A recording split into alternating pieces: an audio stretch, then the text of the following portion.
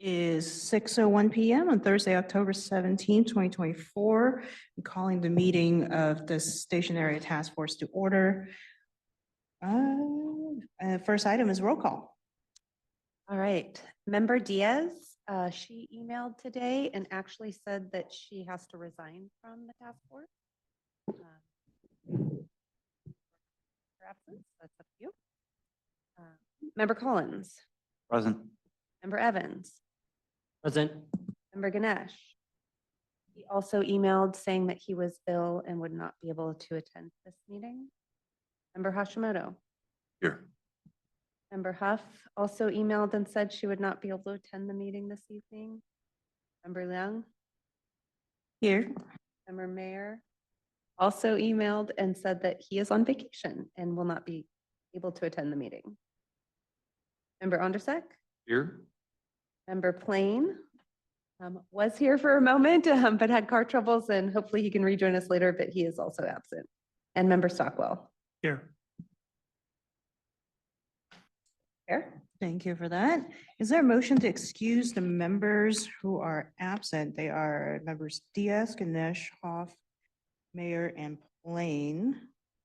We can, if we can do them as a group, or if anybody have some dissent, then we can split them out. Move for approval for the absences? Thank you. I'll second. Second. Second. Thank you. Motion Hashimoto, second Evans. Those who are in favor say aye. Aye. Those are not, those who are not say nay. Any absent, abstain. We have unanimous 5 absents. Oh, and also, since we're at quorum with 6, every vote has to be unanimous for it to pass. For tonight only. Okay. Next one is the declaration of Station Area Task Force procedures. Meetings are conducted by the chair in accordance with the following procedures. The chair of the SATF directs all activity during the meeting. Any item on this agenda may be continued to a subsequent meeting. Special procedures, time limits may be applied to any items as prescribed by the chair. Copies of the current agenda and any staff reports for each item on the agenda are available online on the Station Area Task Force or Station Area Specific Plan website, as well as on the city clerk's website. Chair. Thank you. And then tonight, we're going to start with a study session. The study session is on the library facilities master plan and community input. So I will send this over to staff.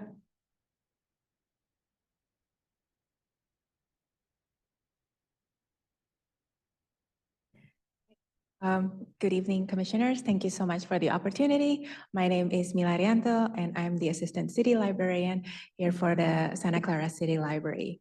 Tonight, we have a presentation from our consultant, MSR, in relation to the library's facilities master plan effort. So we are looking forward to hear your feedback on what the community might need from our library in terms of services, facilities. We're looking for the next 20 years terms. So I am going to hand it over to our consultant, Jeff Davis. Go ahead. Yeah, hello, everybody. Great to be with you. I have some slides. Let me share my screen here. Everybody seeing that? Okay. Yep. Great. So I'm just going to jump into a few of our slides that will give you an introduction to our team, our schedule overview, what we're looking to accomplish overall in this study. And then we have some questions that we would like to ask you. Feel free to jump in as I'm kind of going through things if you have any questions. This is the team. You can see it's more than just me, but I'm here to meet with you tonight and take some notes. But we have a robust team of library and facility folks MSR Design is we're a national leader in library design. We do work all over the nation. These are just a few of the different types of projects that we have been involved with. And this is the schedule for the facilities master plan. As you can see, we started back in August, and we've been doing stakeholder and community engagement. We were at the Art and Wine Festival in September.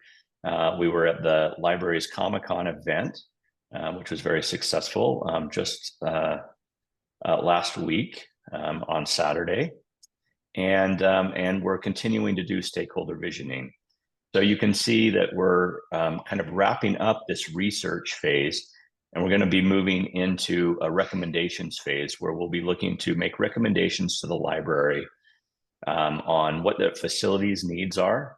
That includes very specific needs to maintenance of buildings, but also needs of looking at development and population projections, and what the size of the libraries should be. And that's part of meeting with you tonight about your development task force, to understand what that growth could be and maybe what that timeline might be. And then we're taking all of this and putting it into recommendations that then align with funding. We also have a funding expert who is working with us to develop potential funding mechanisms to implement this. And this will be able to provide recommendations for the next 20 years. And it will also be flexible because we know that market conditions may vary over time. And so there may be adjustments. So we're providing a flexible framework that can support the library in their development over time. And so we're looking to wrap those recommendations up in kind of the recommendation phase by the end of the year, and then we'll generate reports for review by the city and the library. We're also looking to marry this with the city's general plan so that it fits in with that as well. So we're here tonight to meet with you. We've reviewed your the information on your website about your area specific plan, and we know a little bit about it. And it seems to be in support of some of the community aspirations that have come out of other reports that we've been reviewing. Things like affordable housing and access to housing, inclusivity and equity, community engagement and collaboration, resources and support for education, literacy, and well-being. The library is currently also working on a strategic plan and has done a number of studies. And some of the aspirations that have come out of that, along with some of the work that we've already been doing, are expanded access as a community hub, social equity and inclusion, celebrate diversity, communication and collaboration, and innovation. And I just put these up to show some of the things that we've been thinking about as we think about what are the needs of the community and how can the library help meet those needs. These are just some photos from our community and staff engagement that we've been working on with the library. But we've also been reaching out to other commissions and agencies within the park or departments and getting their input. And so that kind of brings us to some of the things that we've been thinking about and talking about when it comes to libraries. And so I want to take just a minute to share with you kind of the things that are happening in libraries throughout the nation and throughout the world, so that you maybe have a little bit more context as we get into some questions about what the potential is. So libraries have really become community centers and community hubs. And there are libraries that have things like kitchens that are teaching kitchens. And some of them even use them for teaching English as a second language, combining with cooking and library programs. Other libraries have fitness studios and have yoga classes. There are flexible areas that open up onto rooftops that are community spaces that the community can use. Some of them rent them out for weddings. There are outdoor spaces that create gathering and library programming. There are sometimes performing arts spaces that can act as a multi-purpose community room and then have seats that come out and turn into a movie night for kids, or even rentable for recitals or theater. So, and then there's also things like music studios and maker spaces where there's 3D printers that sometimes those maker spaces have the capability of actually becoming an incubator hub where people thinking about businesses can actually put things together and even develop prototypes right at the library that kind of helps them launch a business. So those are some of the kind of forward-thinking things that libraries are doing. I just want to maybe pause right now, see if there's any questions about what I presented, and then we have some questions for you. I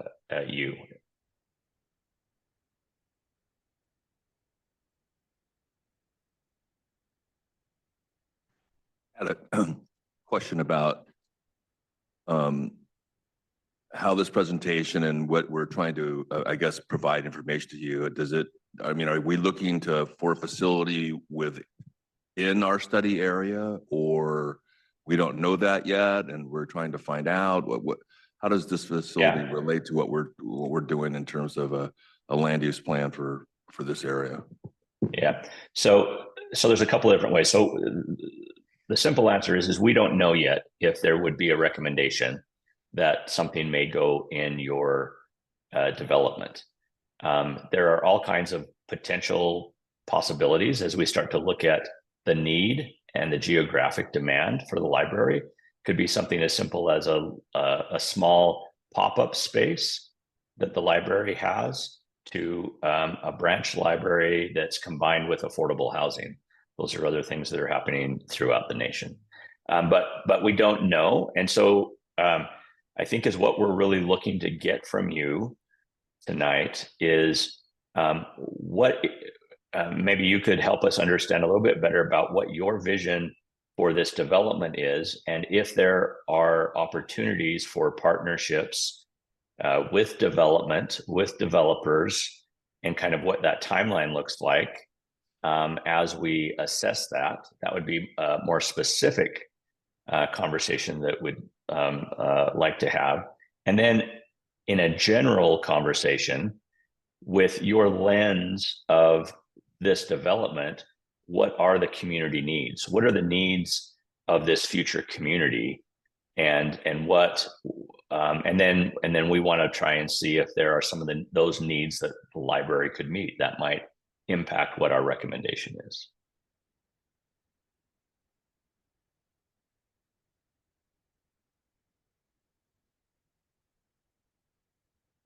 Any other questions?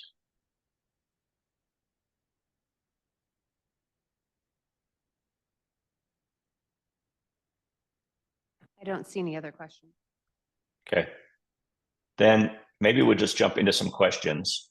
The first one is maybe you could tell us a little bit about your plan and what the needs are for this area that you are going to be, that you're overseeing the development.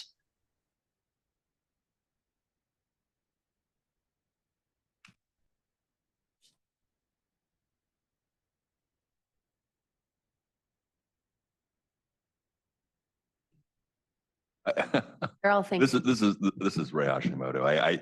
I think we just begin diving into looking at various aspects of the plan and having different ideas about land use, about transportation, about public facilities and other things that we had our last meeting.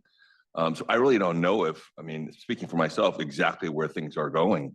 I think there are opportunities on existing public land. I mean, there is a site that's near the train depot where there would be there could be housing as a land use, and maybe the library could be part of that. I know that in the Rivermark project, when our firm worked on that, there was a new library there that was sandwiched between the commercial and park / school. So, I mean, there are locations as part of the development where there could be public facilities. I just don't know if we know enough right now to give a lot of direction. I think there's opportunities for sure though. Yeah, so I think I can give some context and feedback. So as Ray said, like we're really early, so things like the population density that this plan may or may not add to the area. I don't think we have those yet. And I guess that's actually a question I have back to the consultant is, as we go through this process, we still have a few months left. And, you know, is there opportunity to feed that back into the master plan? Because like some of these numbers, like especially the numbers of, I think won't come for a while. And so I'd like to make sure that we have a way to include that once we finish our plan, because I think you're a little bit ahead of us as far as, you know, schedule goes, for us giving you like concrete numbers. But there are some interesting ground conditions, I think, to be aware of that are specific to our plan.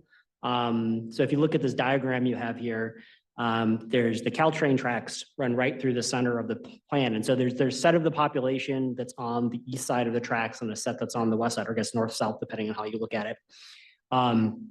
And the folks who are on the east side are a little bit more removed and harder for them to get to facilities. Like it's actually much more difficult, especially if you want to walk to something like Mission Branch Library. There's actually not a lot of good like pedestrian access right now. And that's one of the challenges we see in our plan is getting people to and from that. And so, you know, Mission Library is actually, I think in your picture there, right? It's right in that little green dot in the lower left-hand corner. That's where the Mission Library is. So, you know, that library may suddenly see a need for a lot more people, because if we add a lot of population in that area, we double the population that the Mission Branch serves, you know, we should understand like what other services the Mission Branch might have to take on to meet that population. Alternatively, you know, you could do an annex or bookmobiles or something to help the people on the other side of the train tracks, you know, make it over and, you know, or give them services so they don't necessarily have to cross the tracks to get there. Because like the only other way across the tracks is right now is there's that flyover by Costco, if anybody's familiar, and that's hard to take. The traffic can be bad. So, you know, this little area where there's also a bunch of new apartments going in right there on Coleman High Line. They're really kind of stranded from a lot of the other city services. So, you know, they are apartments, they are higher cost, like luxury apartments are now, but they're in their own area. Like they don't have any of these, you know, general city services. So really my concern long-term, at least for the library, would be what is the impact on the Mission Branch, especially if the population in that area increases? Or do we see those as customers for the Mission Branch Library? Or do we think that the barriers to get across the railroad tracks means that we'd be better served by having, you know, maybe a small annex, a bookmobile stop, something else, so those people can get service? You know, how do we help those people who will eventually, you know, move to that area fit in? So at least that's where the plan's at, is my understanding, and, you know, kind of where my concerns are. Yeah, that's all really great input. And, you know, concerning your kind of schedule that we're maybe a little bit ahead of you, there is room to bring those pieces in. I think the most important thing is to be able to identify that there is the possibility, because I think if I understand correctly, even when you get your plan done, you're not going to have necessarily developers who are lined up to start doing all of this, right? This is a longer term plan. So there may be something in our plan that references that these are opportunities that should be continued to be explored as this area gets developed. Am I kind of correct in those assumptions? And that is correct. Like there's no solid developer tied to this plan. This is really a long-term planning for, you know, zoning for the area. Though there are some developments that are actively going on within our plan zone. There's at least one development being built right now, and I think there are two with planning submissions. So Correct. And the Gateway Crossing itself, like they were putting in like the playground and stuff like that, and the park in there already. It's very high density apartments. They're right next to the train tracks right now going Yeah. in. And there's going to be some inertia probably to do like a little bit more housing like down that way, but we just don't know what it's going to be. Could you tell me what those developments are called, or what who the developers are? It might be nice for us just to kind of get a glance at what they're doing. It's called Gateway Crossings. Holland, right? The stage one's, I think, Holland Partner Group. Yeah. I don't, Leslie, I don't know if you can. I don't know who the rest is, yeah. Yeah, so I know the current stage is Holland Partner Group for Gateway Crossings Phase 1. I don't know that Phase 2 has anybody developing it yet, but that would still be Hunter Properties. I do have contacts for both those groups if you'd like to City staff can send the also staff. give library staff a list of the projects and the contacts we have as well with some basic information.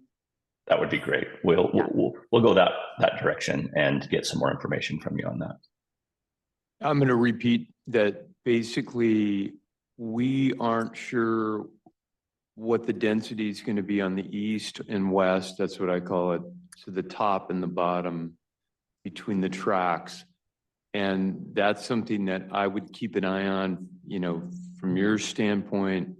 And then we're also attempting, there's some of us attempting to connect the two areas. So that would have a major impact as well. So Does the library have a model for like the number of like physical, based on the population or the density of a geographic area? What your presence, what you try to strive for a physical presence? So there are lots of rules of thumb, and there are some old rules of thumb that said, you know, it's 0.75 to 1 square foot per person, right? But as that kind of metric has developed over time, it hasn't always held true. And as we have looked at new ways to use libraries and find ways to better utilize and make libraries more efficient with spaces that can convert from one thing to another, like a multi-purpose room that can become a really successful programming room, that can become a community event room, right? All of those types of things, we've been able to get it down. And then the other piece to that is sometimes that metric doesn't always align with funding.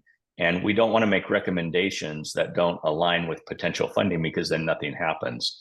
So it may actually come out smaller than that. But we do have some metrics that we'll be looking at, all kinds of demographics and population projections as a part of our recommendations. And then, like you were recommending, right, we're definitely going to be looking at the impact this development has on Mission. And that'll have an impact on what we might recommend, that as the population grows, Mission needs more space, or there needs to be another smaller something somewhere else.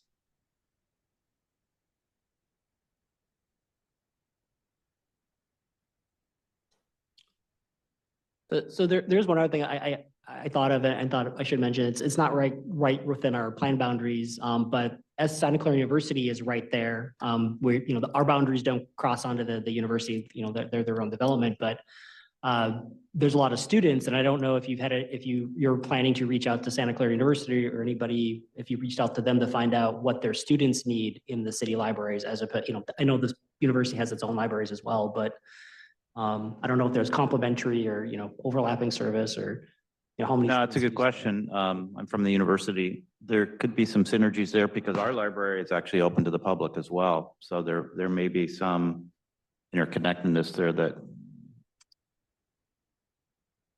Yeah, no, that's really great. We do have it on our list to reach out. In fact, I met someone from at the community engagement that is I don't, is it Santa? Is there another college in town, or is that the only one? We like to think we're the only one, but Yeah. No, I'm College. it's a There's also community Mission college. College on the north side. Yeah. Oh, And it was Mission College that I spoke to somebody from. So it would be great to get a contact for Santa Clara University to talk about overlap and, any kind of potential partnerships or what the needs are to make sure we're not duplicating needs. Absolutely. I'll get that to you, Leslie. Okay.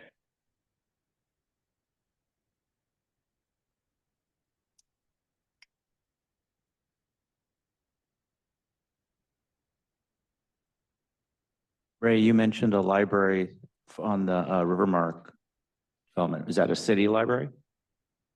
Yes. Okay. It was as part of that master development, of course, at school, park, library, shopping center, that, everything. And where is that at? That is north of Montague Expressway. It's Northside Branch. Yeah, it's the north side branch. I'm just trying to remember what the cross streets are there, but it's North Santa Clara. Montague is all. Okay. I know where the north You side and branch Lick, is. You know, So, okay. I just wasn't familiar with the Rivermark project. So now I know what you're talking about. Okay, so this has all been really great. I have some more general questions, and some of these may these are the questions that don't necessarily apply directly to your station area plan, but could through that lens. But these are just the stakeholder questions that we're asking those who are involved in the community and the future of the community, which you are. And so maybe we could just go through these. I've got five questions. We don't have to spend a lot of time on them, but as much information as you would like to, we can. So just what are the overall goals for the Santa Clara community from your point of view?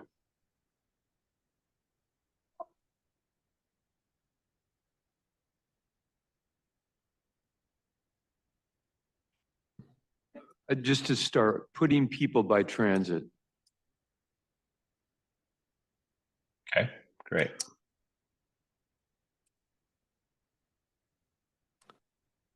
Kind of tapping on that, I guess, like for Santa Clara community, I really see like, especially related maybe to the plan is that, we want to grow more housing and help with housing affordability, and have services for those new people who will be joining the community, because we want to make sure that they have the services they need. Yep. Great.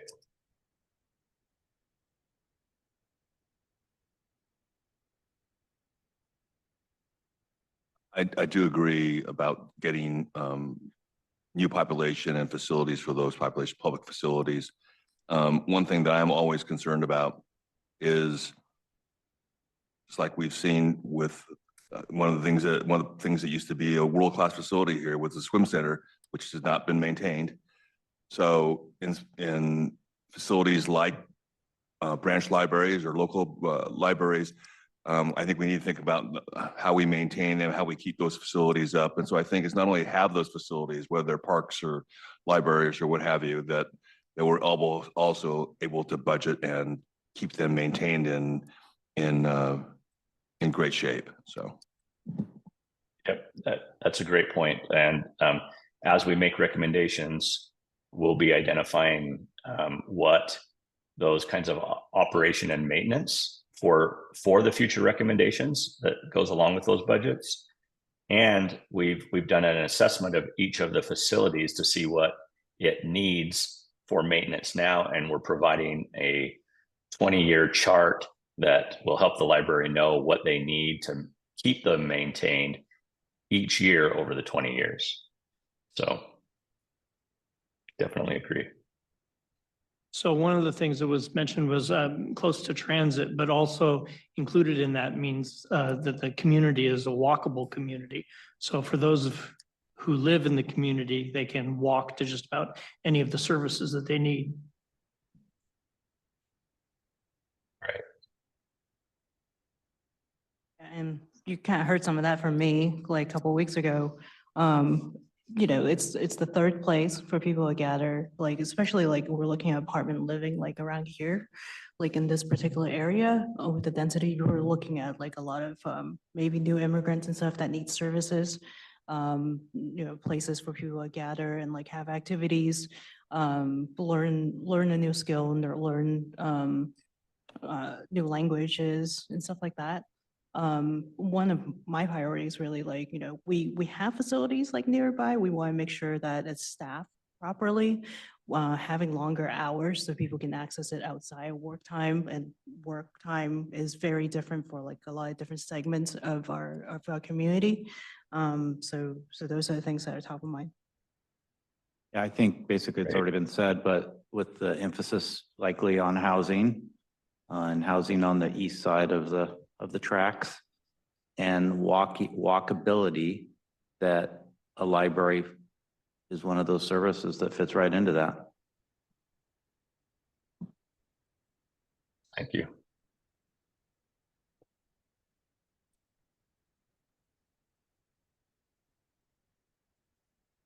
Okay, let's move to the next question. And some of this might overlap, and so if some of your answers to some of these questions, you can just kind of reference what you've already said as well. But how can the library help meet any of those goals?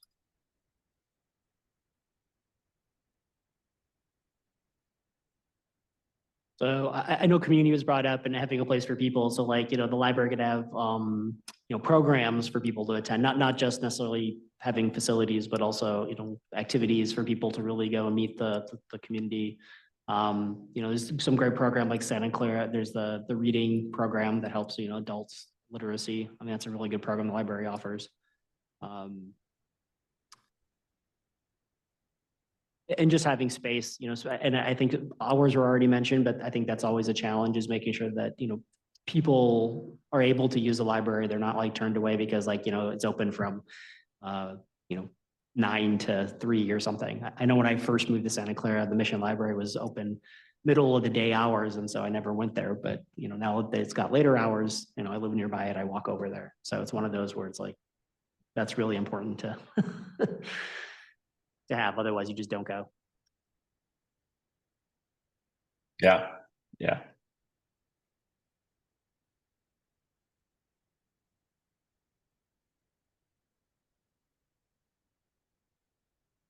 I think like, I think we discussed this before, there, like all of our libraries also is attached to parks. So it's kind of like making the interface between the library and the parks and having programs outside. I think we were also talking about, playgrounds out there that would, you know, kind of get the kids there and then go to a library. I think that would be really good.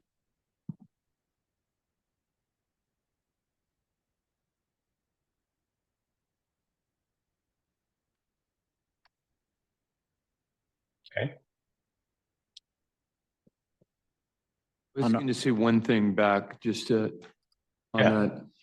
I mean, we don't know if this is the plan because of the, you know, population and so forth. But to Michael's point, the walkability, that depending on where, you know, businesses, retail, everything's placed, the placement of a library to bridge the station area plan with the downtown. Now, obviously, we don't want to put a library right downtown because it's so close to the Mission library, but it could be a connector. You know, people walk from A to B to C, and C could be that library. So, Yeah, yeah. We've done a lot of libraries that have been connectors, whether it's on trails or just through streets. But it makes it more walkable because you're kind of breaking up a longer walk with a place for people to be and gather. right. Yeah. Great, thank you. Yeah, thank you.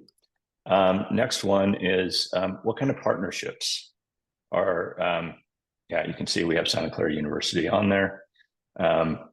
But are there other organizations, or are there other developers even that are, maybe they're not doing a development right now, but they're active in the area that we should talk about, that we should talk to about, potential future types of partnerships, or even just talk to them about what they know about development as well.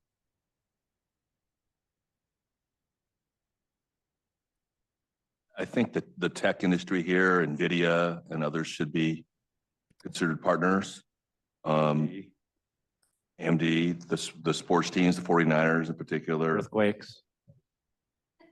People may have good and bad things to say about that in particular. But even though Bay FC and the earthquakes are in San Jose, they are adjacent to our area of study and are adjacent to Santa Clara. So I think they should be tapped into too as well. Just to echo that, I'd say, in the front of that's the 49ers. I would definitely approach them. I know that's not popular for 50% of the city, but there's dollars. Right, but understanding what, there's opportunity there. Yeah, we understand that. So I want to make sure I'm taking some notes here. I heard Bay of Sea and earthquake something, and I'm not. Those are the soccer teams. Okay. They're at PayPal Park, which is adjacent to our area of study or nearby. And Bay FC practices in Santa Clara. One overlooked now. company is Arista Networks in Santa Clara. They're doing very well, so. Can you say that again? It was Arista Networks. Arista Networks. Okay. Do you Great. have Silicon Valley Power on there, on your list? Because I know they're looking to do like a lot of educational program as well. And they have funding. Yeah, no. Yeah, that would be great. Yeah. I used to live in the Sacramento area, and the Sacramento Power was a very community-based power company, and they had all kinds of funds and educational things that we're able to partner with there. So that's we often don't think about that.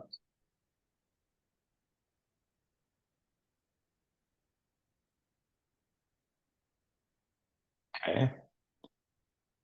Couple of more questions. What should the library continue to prioritize?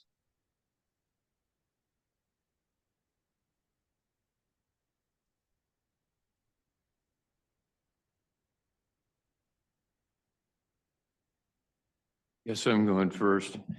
So, as a group leader, the rooms that you have in the mission library have been vital to our group as far as, quick meetings, so forth. So,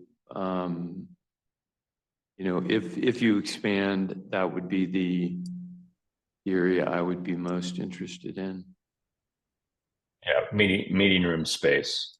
And just maybe a follow-up to that, are the meetings that you see being prioritized, are they very large meetings? Are they like medium or small groups, or all of the above? No, it's small groups for us. Okay. Yeah. So 12 and under. Okay. It's interesting that the Central Park Library has large meeting rooms, and I know there were a lot of community meetings, and let's see, when the El Camino Real plan was going forward, there were pretty large groups in there, but that was a good place to meet. So I guess of all sizes, and it just depends, what's going to be put there. I mean, what's going to be held there. I know that it was convenient to have that at those meetings at the Central Park Library, and it was nice to have a large room. And I think you held planning commission meetings there at times too. I remember attending one there for whatever reason. Yeah, I think the meeting room feedback is really good, but there's a couple things that might be missing, like the library hours make it hard to use the meeting rooms because they have to have staff on hand. And so either increasing hours or reconfiguring some of the rooms so that you could maybe rent them or have access to them without having to have a full staff. Because, you know, I think Mission, you actually have to go into the library there for like the bathroom, and there's no way to like have Right. separate door access.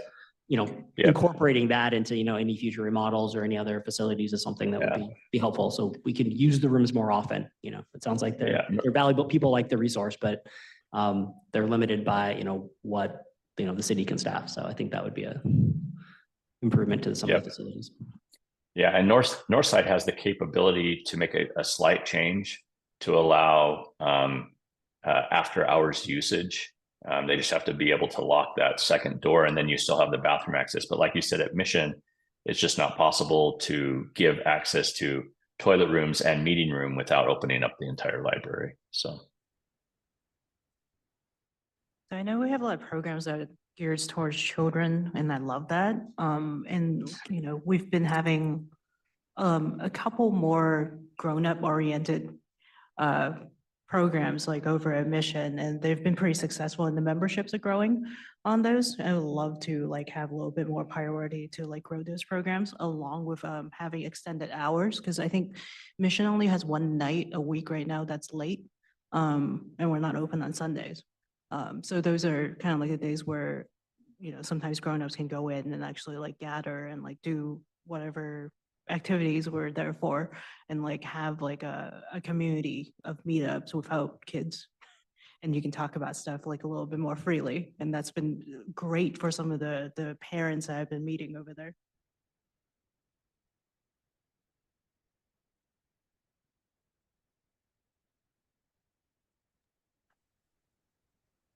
yeah, those are all really great. Last question. And like I said, this could overlap with what we've already been talking about, but what could be improved?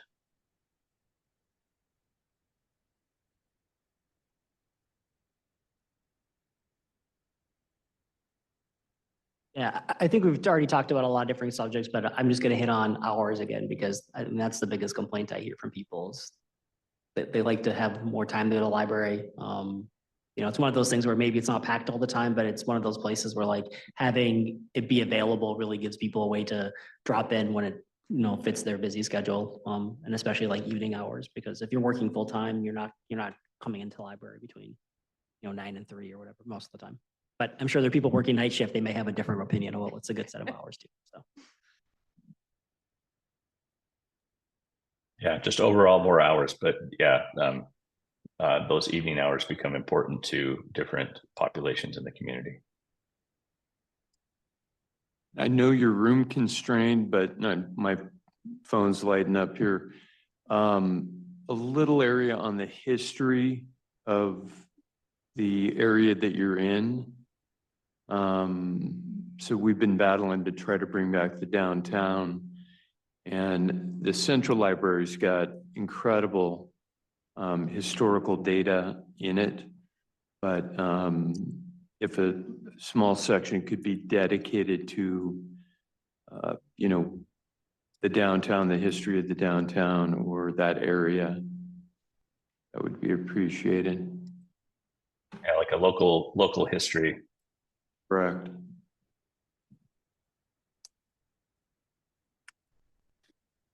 It's been a while since I looked at like the bigger community room booking and stuff like that. I think there's like a bit of a fee attached to it, or is it like a lot lower now? I don't remember.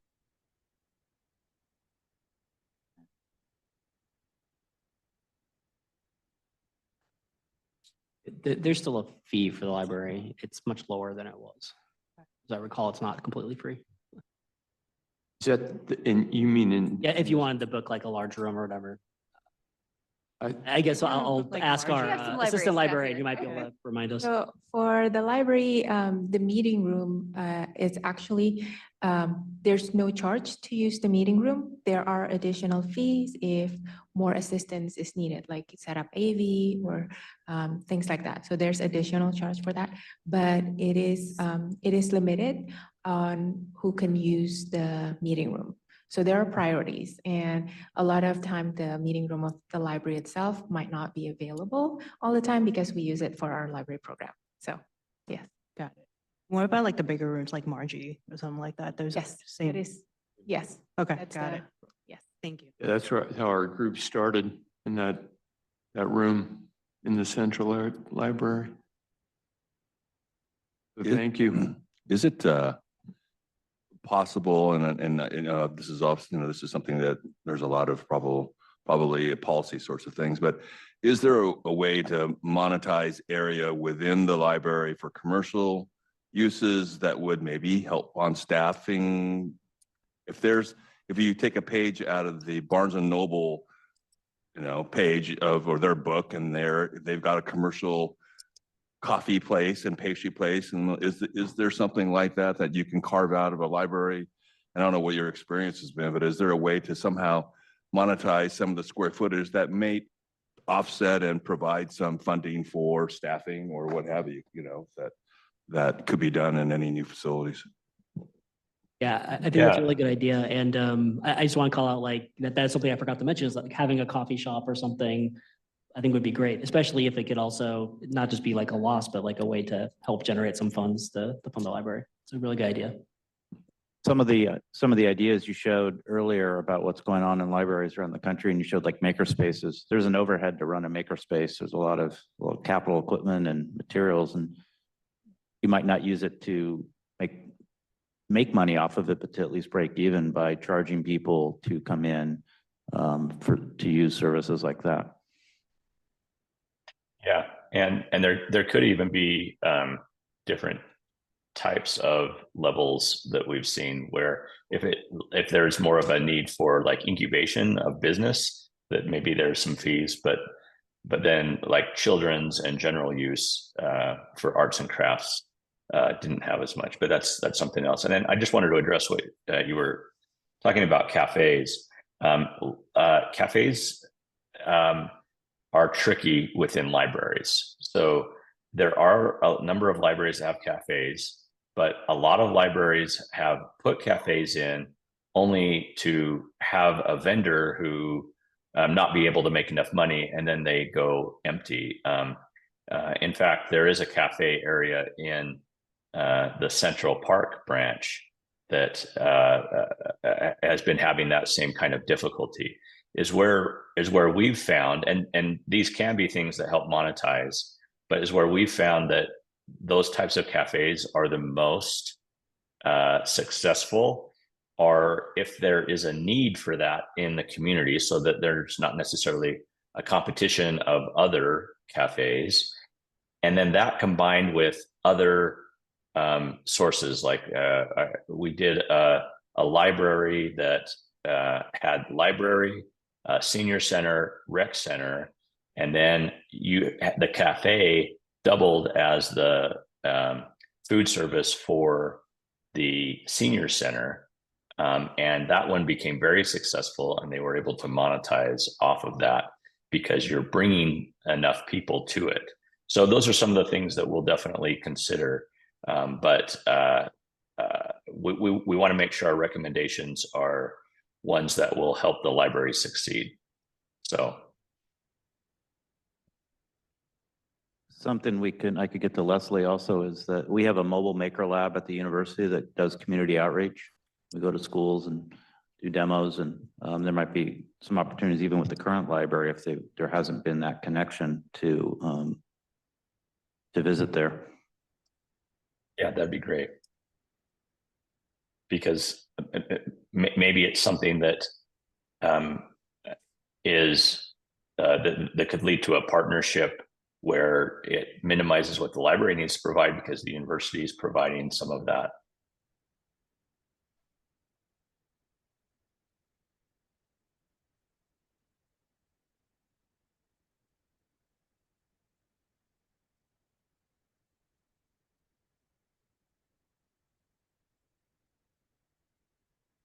Okay. Any other comments on this question or any other thoughts that you have before we kind of wrap up?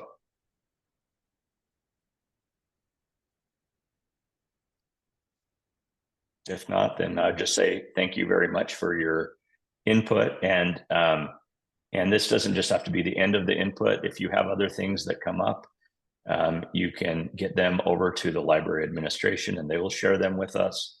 If there are things that you think are significant as you're finishing up developing your plan, even if it is into the first few months of the next year when we're kind of finalizing the plan, please share those with us. We can see how they impact it. I do think that a lot of these things, like I said, there will be recommendations that can't foresee all of the details of the future. So it's going to be about making sure that there is ongoing communication with groups like yours or developments like this one to watch for those opportunities to present themselves. So thank you. Thank you for your presentation. All right, and now we're back to regularly scheduled programming. We'll go with now move on to consent calendar. The procedure for the consent calendar is as follows. Consent calendar items may be enacted or approved by one motion unless requested to be removed by anyone for discussion or explanation. We have one item on our consent calendar this evening. It's item 1A, Station Area Task Force meeting minutes of September 19th, 2024. Thank you. Is there a motion for approval for the consent calendar? So moved. Second. Thank you. Got those. Those who are in favor say aye. Aye. Aye. Opposed? Abstain? Unanimous, 5 absent. Thank you. Motion passes. And we'll move on to general business and move over to staff. Okay, so we have our consultant here again with us this evening to circle back on our visioning and guiding principles, which is a follow-up from our workshop that we did at our last meeting. And they should be online here. Poonam and Diksha, hi, welcome. Hi, everyone. Hello. It's a different view from a virtual setting. But good to see you all again.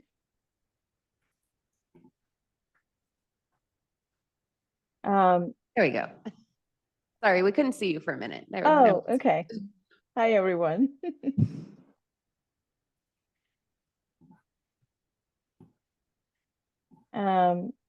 Leslie, did you want us to dive in, or did you have anything to No, go start ahead. with? Yeah, go ahead and dive in. Okay, maybe I'll just frame, the purpose of our meeting today, and then Diksha will share the presentation. So the last time we met, we had a very productive visioning charrette with all of you and the technical advisory group.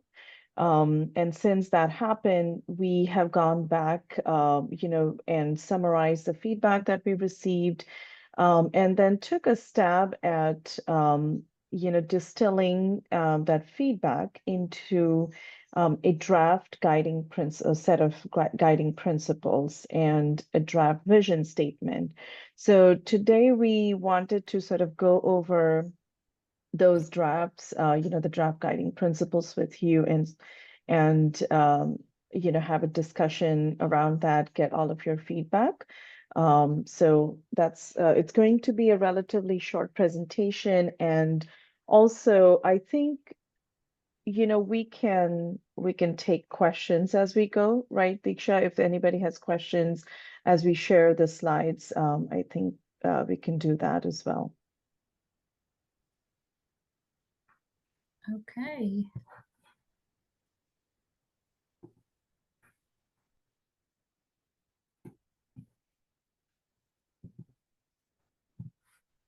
All right. Let's get started. So we'll first relook at the visioning charrette and the feedback that we got from there, the key takeaways that we've identified, and then how we've turned those key takeaways into draft high-level guiding principles, From that, we then have a vision statement that we would like your feedback on. And the purpose of all of this is to have the task force's feedback before we go out to the larger community. And we'll let you know when the first workshop is being planned for as well. So let's dive in. These were our 3 topic areas, mobility and connectivity. And some of the key takeaways from that group discussion that we had was having a focus in the area on pedestrian, bike, and micromobility friendly infrastructure, helping develop a better first and last mile connection to the station and other amenities, reducing personal vehicle usage with a well-designed east-west connection, which could be through multimodal under and overpasses, creating a focal point along El Camino and Coleman to slow down traffic, but also to establish a unique iconic identity. And we were thinking greenways, we were thinking of the High Line, we were thinking of having a wow factor, enhance walkability by connecting retail, office, housing, and transit areas seamlessly, developing an iconic overpass, prioritizing spaces for people, and predominantly a pedestrian-friendly environment, and improving connections across Coleman specifically. Looking at districts and nodes, there were a lot of interesting discussions here. So we have a lot more nuanced ideas. These are a little more detailed. So then when we go to the guiding principles, they'll be a little more high level. But we wanted to have transit integration, prioritizing high quality transit services in the station area. We wanted to have shared parking, exploring shared parking between BART and other new office development that might happen. We wanted to prioritize housing as much as possible and leveraging the transit access for delivering affordable housing in the area, and what subsidies and tax credits can be provided for the affordable housing, provide daily convenience items and places for residents and employees within walking distance, promote mixed use zoning with the idea to create a balance between residential and office uses based on market conditions, maybe establish a ratio of residential versus office, 30, 70, 30 or something else, whatever is the appropriate amount. Lift any restrictions that might hinder new development, like building setbacks, FAR density, rethinking the Costco area, either relocate Costco or look at a more mixed use model like Costco has in LA as an example, buffering from the airport, not having residential uses located there, reimagining the industrial area to be a high density light industrial zone with artist uses, music maker spaces, light manufacturing, biotech, recreation, fabrication, robotics, etc. And then creating an entertainment zone potentially in the light industrial area, and incorporating public amenities like parks, libraries, etc. And an interesting idea of plane spotting areas, maybe on the rooftops. Then in our public realm discussion, we talked about creating equitable access to public spaces. So sprinkling a network, well-connected network of public spaces all across the district, creating human scale development and breaking up mega blocks as much as possible to create a more like fine-grained system with streets and alleys, maximizing publicly owned land to create parks and plazas for people. We wanted to create transit plazas for activation on both sides of the station.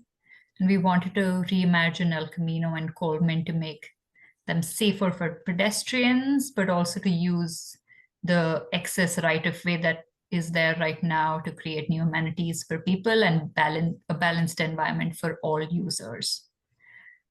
We identified the need for a gateway element. We were wondering whether the BART building itself could be that. it should be visible, identifiable, and potentially iconic. And we wanted to have an addition of public art across the district. So those were some of the key takeaways that we were hearing. And from there, we then had draft guiding principles, which I'll hand off to Poonam for. Thanks, Deeksha. Before I get into this, I just wanted to check if anybody had any questions or wanted to add to some of the key takeaways that we just presented. There was a lot in there. And certainly I think it's reflective of the rich conversations that we had at each table, but also when the report back was done, there were a lot of good comments and questions, feedback that was received as well. So we just wanted to take a few minutes to see if anybody had anything to add. Yeah, this is Dan. Can you go back to the first slide? First.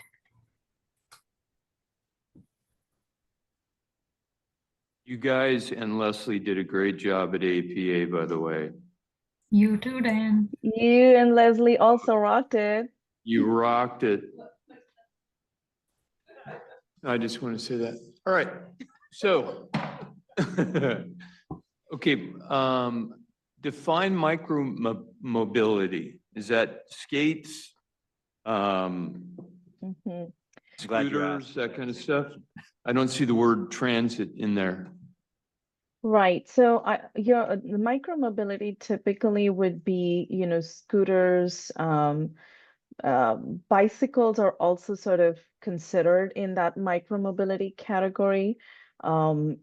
Skates could be, but usually like when we're thinking about shared micromobility options like a shared scooter system, like a docking system, usually skateboarding is not considered like as an official mode of transport. I think people can choose to, but there are certainly, safety challenges related to that. They're harder to regulate in that way. But yeah, I think the reason why you're not seeing transit here is because transit was brought up separately in enhancing walkability by connecting retail, office, housing, and transit areas. And the transit areas in general, you will see that actually in the district and nodes where transit integration kind of was brought up quite significantly. Okay, but you're does that address the connection of east and west or north and south? Let's go back and We're talking about reducing personal vehicle usage with well-designed east-west connections through on both sides of the rail corridor through multimodal underpass and overpasses. I think that's so it might. Yeah, but okay, so I'll get to the car chase. So the city's investing hundreds of thousands of dollars right now in the application for a funding grant for reconnected communities, as Leslie can attest. So I think we need to be clear on, we definitely want bike, pedestrian, but Michael again brought up a point about walkability. There are people, especially in this country, that cannot walk the half mile, right? They need transit. And you have ridership, you have the proximity to airports, to stadiums, to offices. Office workers want to get downtown. Downtown people want to get to the offices. So I just want that clarity on mobility and connectivity, that the transit part of that is included in this. And by transit, we're specifically talking about bus transit in this situation. Right, no cars. Correct. So Correct, this is yeah. our whole fight is about increasing walkability, reduction of cars. especially in the downtown and the quad. Yeah, so Dan, actually, yes, great point. And I'm realizing, so when you see the guiding principles and how we have articulated the draft guiding principles, a lot of the points that you're making, I think are covered in that, but we will make a note that we will highlight the transit even more as we massage the guiding principles. So yeah, when we get to the guiding principles, maybe let's take time for each of those different categories and just make sure that we have all of these captured. Okay, great. Thank you. Okay, I've made a note for now. I have one question on another slide, and I'm not sure which one this will fall under. But I heard it earlier mentioned about another project that was done up in the northern part of Santa Clara was schools and parks. And the one thing that we didn't address at all in this is schools. Where are the closest schools to our redevelopment area? Yeah, no, I think that's a great point to bring up. And that also, so by the way, both Diksha and I were sitting through the library facility presentation, and there were some really interesting things that came out of it that I was making a note of. Leslie, it would be great if we can get their presentation as well, but what we have not talked about in addition to the school, certainly schools are an important amenity we have to think about, but also, we haven't gotten into the details of other amenities that we want to see in the station area to support future residential population and even employees, right? And just hearing some of the conversations in the library discussion, there could be some really good opportunities to explore here. I think we don't want to commit to anything just yet, but I think that that exploration of those opportunities in terms of what can library facilities offer, because libraries have evolved from their traditional function and have expanded into offering many more services and programs and amenities. We heard from all of you also like the need for multi-generational programming. And I think that if there is a way to figure out partnership between, public-private partnership even to provide not only the space, but maybe also to run some of these programs, that could be something that we may want to actually integrate as part of this plan in terms of the amenities.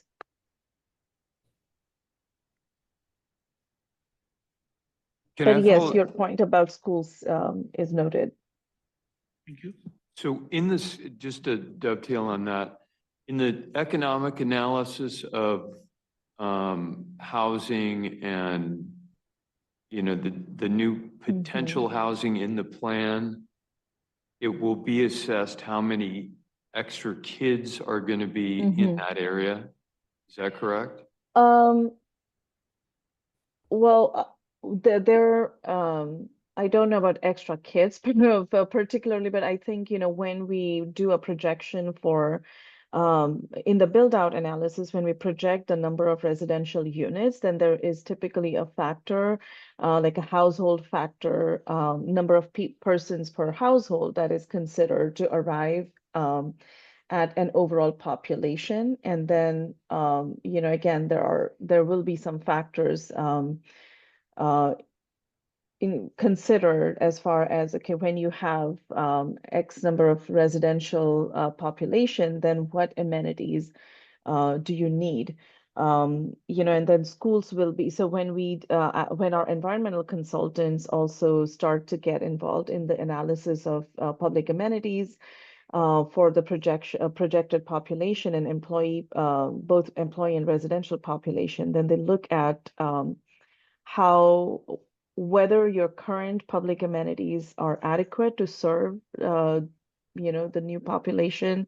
If not, then what do we need to do in order to support support that? A question for the city. So Leslie, if you know, okay, my last group, we were fighting back a development up in Fremont. One of the ways we won that fight was with the school board.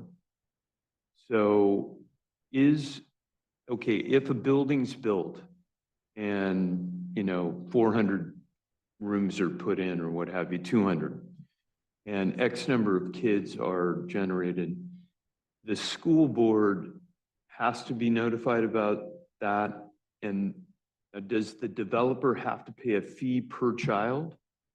Is that how it works in I Santa don't Clara? know what the school fees are based on. I don't know if it's per child. I'd have to look. That's how it was. Because the schools are a separate jurisdiction. They do establish their own fee.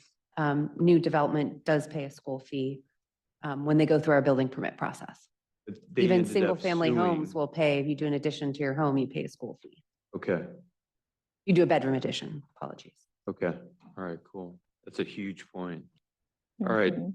And the Okay, schools thank- are notified. We do meet with them. I think it's a couple of times a year. And they get the information of what's in our pipeline. great, thank you.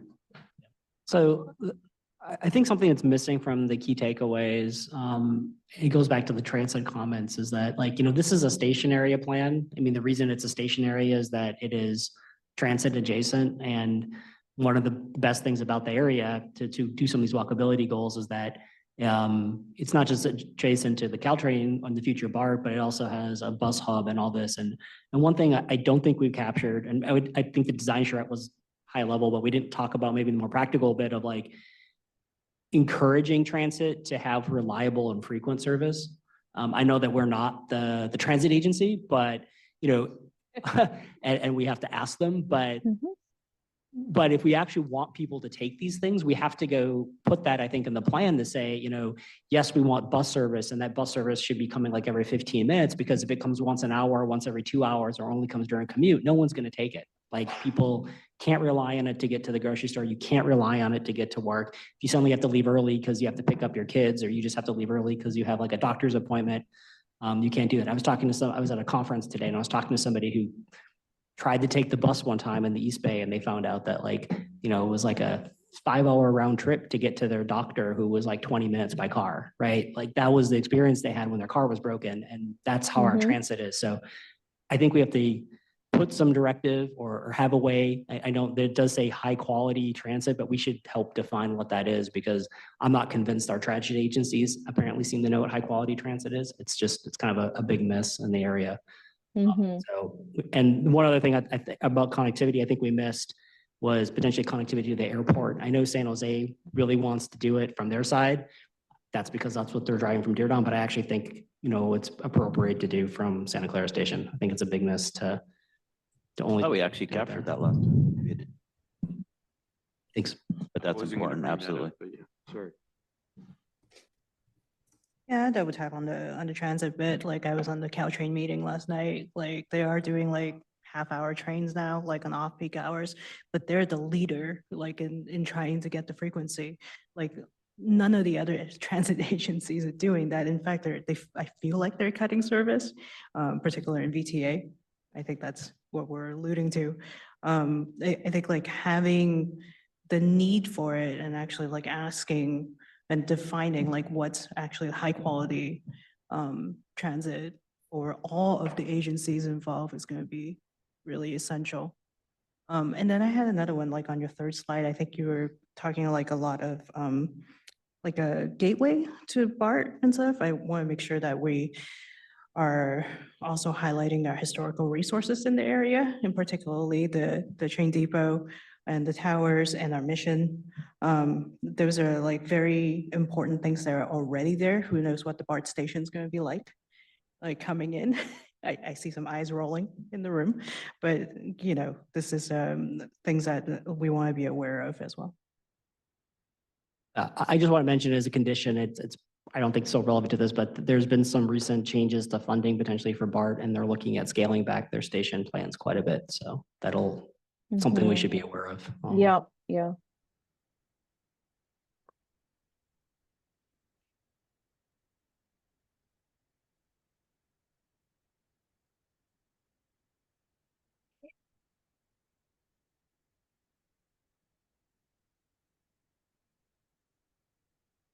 One last thing, somebody pinged me after. We talked about historic facilities. We talked about the train station. Okay, good. Yeah, I mean, I'm specifically saying the depot and towers. The tower, Yeah, okay. because they're smack in the middle of our plan. That whole area is considered a historic district. Mhm. So that's one of the things when we think about an underpass or an overpass, bisecting the historic district's going to be difficult. So how do we do that so that it keeps the continuity between the depot and the tower as it once was? Just one of the challenges that Yeah. We thought about that. That's why we went underpath with the connection there between the two instead of some mammoth thing going over. I think we did talk about like having like a overpass or like bridge or something that's iconic. There are other opportunities outside of like that specific district that we can do that. So like I want to make sure that we're not like concentrating on that one intersection, and like we're also looking at multiple connectors like across the area.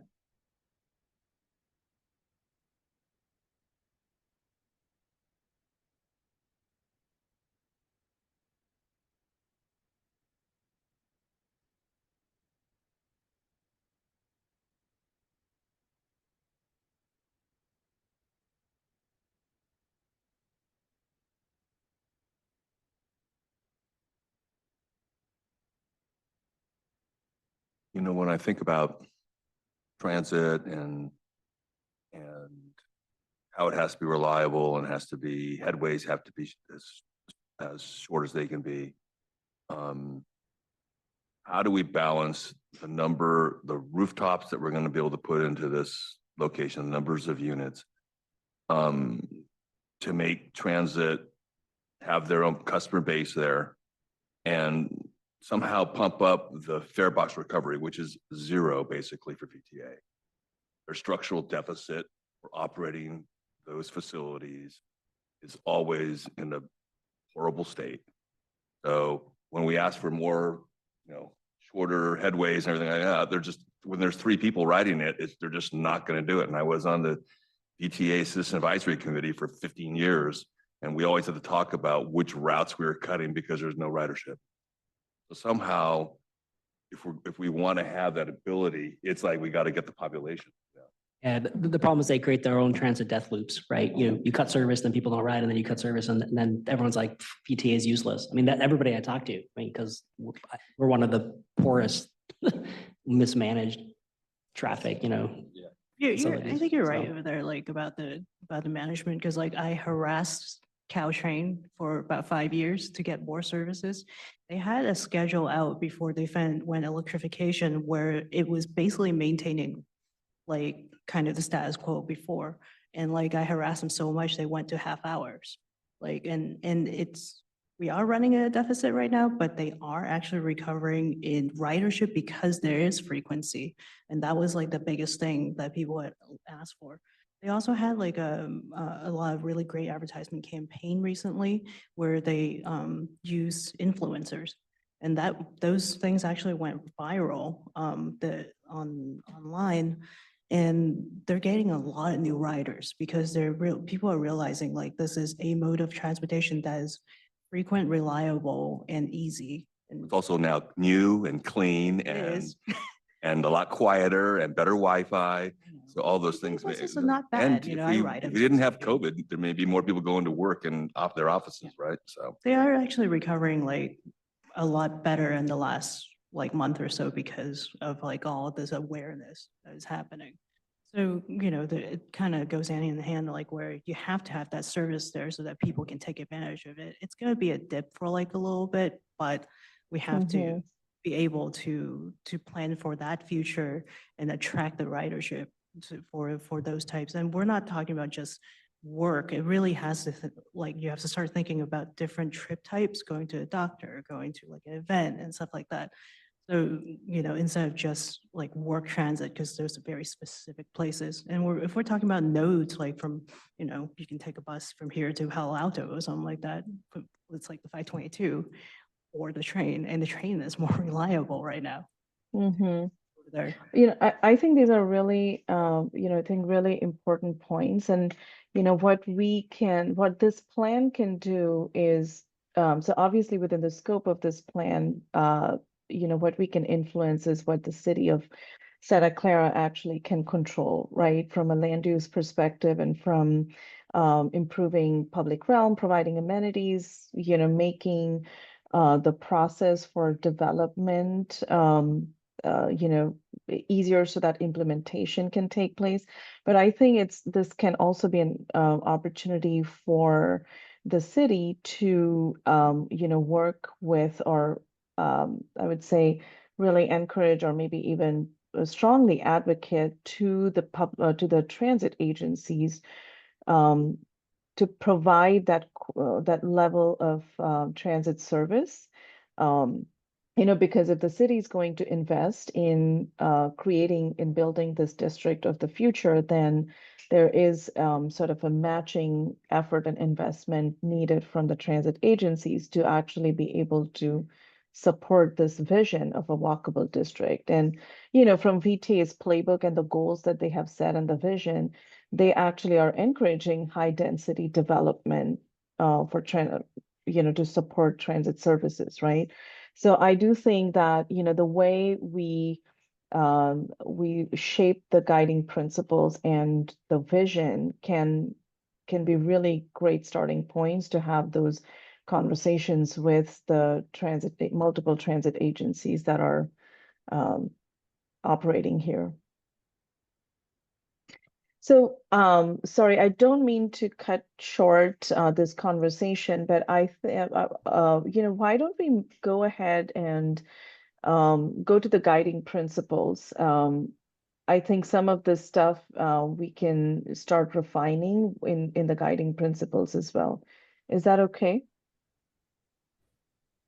Are we okay with that? Yes. Okay, great.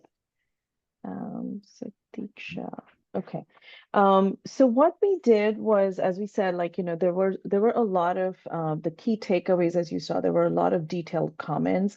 Some of them were at a high level, not detailed enough, and then there were others that were very detailed about what type of uses could go in the industrial district, or what an iconic overpass or other iconic features, and so on and so forth. And we kind of wanted to sort of take a stab at distilling them as guiding principles. And basically what the function of the guiding principles in the context of a plan is to sort of establish key values and priorities, community priorities that we need to take into account as we write policies, as we write recommendations, and write development standards. So all of these things are going to be informed by these guiding principles that we establish. So what we have here, we distilled the takeaways in 4 categories as mobility and connectivity, district development and economic vitality, placemaking and public realm, and then district sustainability and infrastructure. Now, what we want to, you want to use this time to, first of all, hear from all of you is, are these the right categories? Are we missing, or do these categories cover all the priorities of the community? And, are these in the right format? Are these too many, too few? So as we are going through the guiding principles, I would encourage you to sort of think about, how we would use these as sort of value statements to guide future work, because we will be developing detailed goals and policies under each of these categories based on these value statements. Diksha, let's start with the first one. So for mobility and connectivity, what we heard very strongly about was this to be a place for people. And what that means is that we want to prioritize pedestrian movement, along with bicycle and transit mobility over automobile use. And so really shifting the focus from car-centric circulation to actually a pedestrian-centric circulation, but along with that also supporting with other active mobility such as bicycle, micromobility, and transit. Lot of emphasis on the east-west connection across the railroad right-of-way through many different strategies, whether they be exploring overpasses or underpasses, and making those connections basically multimodal. Also, those connections need to be seamless, seamless not only throughout the station area district and the plan area, but also making sure that the connection to the airport and connection to downtown is seamless, from the station area district. And then emphasizing the last mile connectivity from the transit station itself. Reimagining El Camino Real and Coleman Avenue. And this is something that you will see again in the public realm placemaking guiding principle, because, ultimately all of these are quite interconnected, but from a mobility and connectivity perspective, El Camino Real and Coleman serve a very important function as they have, as an opportunity to become complete streets. So really transforming them from what they currently are as a very auto-centric, large multi-lane right-of-ways into a much more complete street corridor with supporting multimodal transportation. And then lastly, prioritizing mobility equity, going back to the points that were made earlier in terms of making sure that we are not requiring people to own cars, right? We don't want to be car dependent, and requiring car ownership to be able to get around and have access to important opportunities and amenities. And so how do we offer multimodal mobility choices for increasing mobility equity? Next one. The next one is focused on district development and economic vitality. And this really speaks to, the close linkage between development, land use development program, and economic development together. And so this particular category, just like you saw in the key takeaways, there were a lot of ideas, but because this kind of deals with both land use as well as economic development, there are, more points that you're going to see under this category.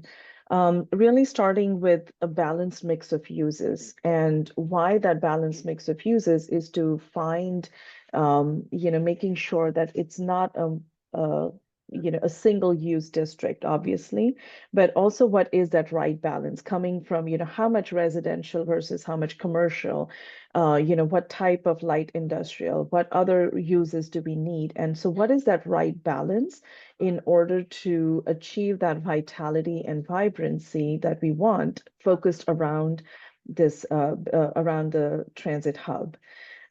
Making sure that the station district does not compete with downtown, rather it is complementing the future downtown by offering experiences that are different from what the experiences that the downtown offers, whether it is living, working, entertainment, or recreation.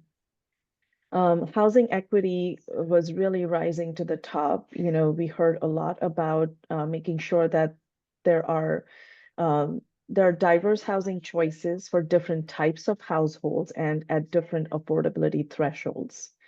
Prioritizing economic equity, and what that really means is making sure that, again, not only you have diverse housing types, but also diverse employment opportunities, different types of jobs, and ability for small businesses to thrive here. So what type of infrastructure do we need to support small businesses or to promote business incubation. That's something that we want to really get into. What type of incentives are going to need to be in place to withstand any future, changes or evolutions to the economic conditions. Next.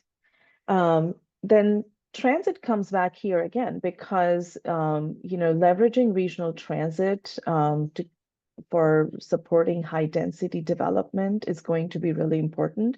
And so, again, really emphasizing that, the high quality, and I really liked how all of you are emphasizing on we need to define what high quality transit really means. It is not just, having an amazing newly electrified Caltrain once every hour, but it is about the high frequency as well. And so how about how do we achieve that, not only with regional connections, but also local connections? And then flexibility in zoning standards to support response to future market conditions. This kind of really starts to get into what types of tools, planning tools, do we need to put in place to, achieve this vision around economic equity, housing equity, transit supportive uses, and so on and so forth. So how do you maximize and leverage this high resourced district by providing putting in place planning tools that really allow for that kind of development to take place. Encouraging and promoting high quality architecture, public realm design to make sure that this place is an attractive place and a livable district. So really paying attention to the design and the form and the quality of the development that comes here in the future. A lot of ideas came up for the light industrial or the future of the light industrial zone that currently is there, and how do we reimagine that light industrial zone into a high density light industrial where it could become an innovation hub, that promotes business incubation, creative businesses, maybe entertainment, and supports small and local businesses. And then again, what type of incentives do we need to put in place for retaining and attracting local businesses that are unique to Santa Clara's identity? Next. In placemaking and public realm, we talked about interconnected network of parks and public spaces. And, as I was hearing, some of the discussion we had around key takeaways, this would be a place where, yes, how can we expand from just thinking about parks and public realm and public spaces to other public amenities and, amenities that support future residents, residential population and worker population as well. As we noted that because of how currently the district is not well connected, we want to look at, strengthen the east-west connection. The design of the public realm, design of the streets is going to play a very important function in actually building that connectivity, strengthening that connectivity, and having a cohesive public realm design, which is going to be really important in building a strong sense of place and an identity to the station area district. Identifying opportunities to create a human scale development by, introducing paseos, mid-block paseos, walkability, pedestrian networks, and so on and so forth. The wow factor, we heard about iconic architecture, iconic elements such as maybe pedestrian bridges and so on and so forth. But similarly, the public realm design, whether it is beautifully designed pedestrian boulevards and complete street along El Camino Real and Coleman, that itself can also be a wow factor that really, gives a unique identity to the station area district. Extending the Arts Paseo from downtown, through the university and the station area. And then preserving and enhancing historic resources, again, from the perspective of strengthening a sense of place and giving it a unique identity that's true to Santa Clara. And then the last category is related to district sustainability and infrastructure. So while we didn't have a separate board or a table that was very much focused on sustainability, this actually did come through in our conversations, and we thought that this was an important one to form a separate category of its own.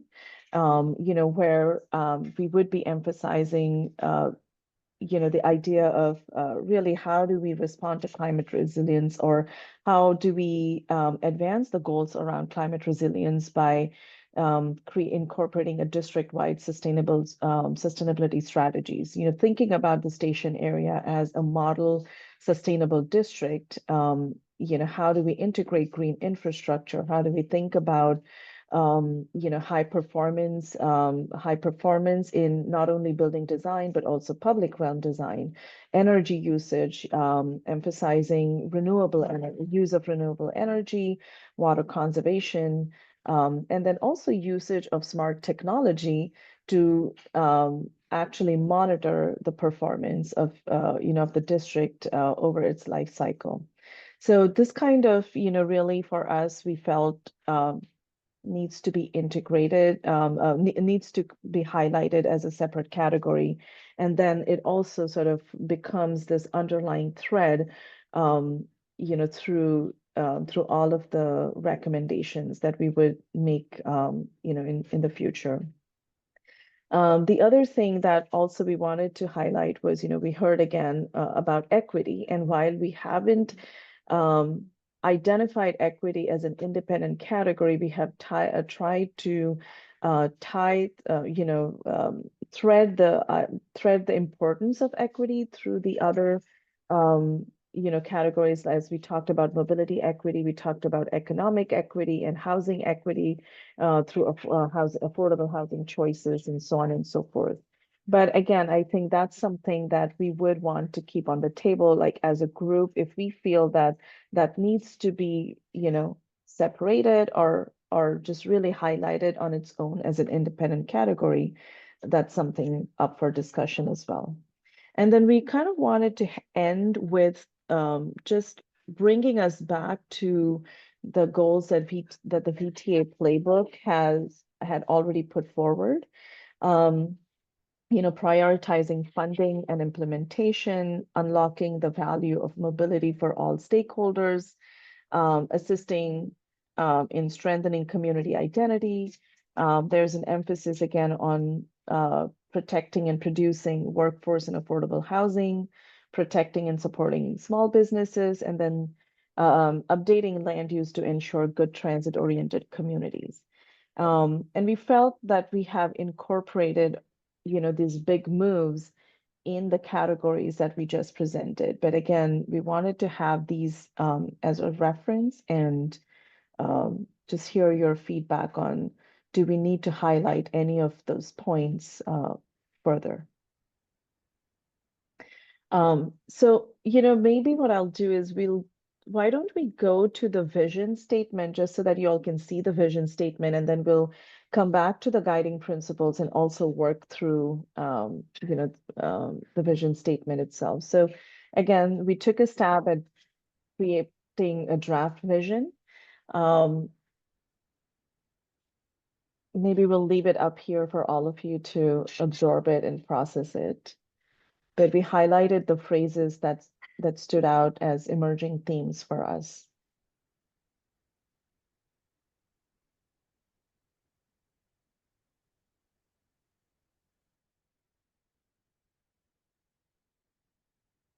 I'd add a walkable in there. Mm-hmm.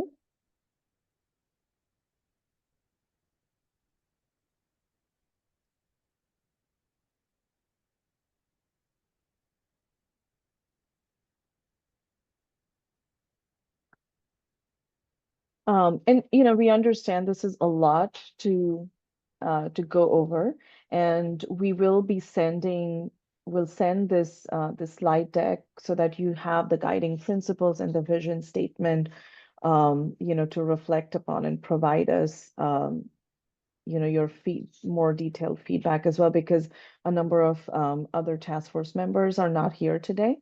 So, you know, certainly this is not like the only time we are going to be talking about this, but we wanted to walk through our approach for how we arrived at and we distilled these guiding principles so that you can then have you know, some more time to process this and provide feedback.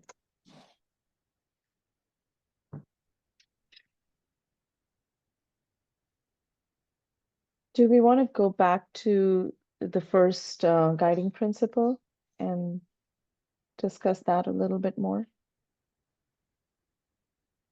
The question may just be off topic, I'm not sure, because the draft vision is obviously, the vision is a vision, and we're not looking at constraints right now, but I am curious about existing traffic patterns and what happens as you try to get to the vision and restrict the traffic patterns. You know, if you push on a balloon in one place, it's going to come out the other side.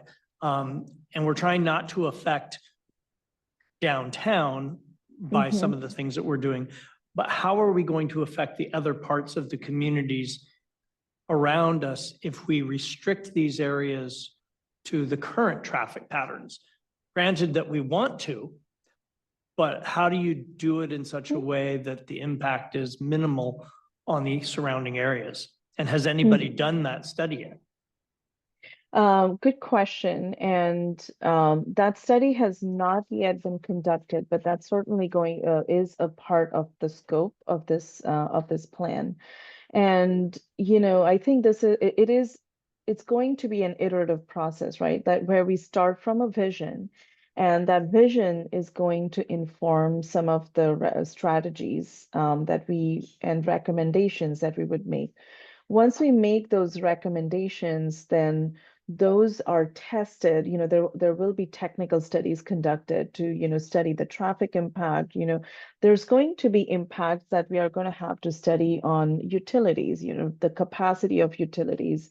So a lot of these technical studies will take place, you know, in the subsequent phases of the plan.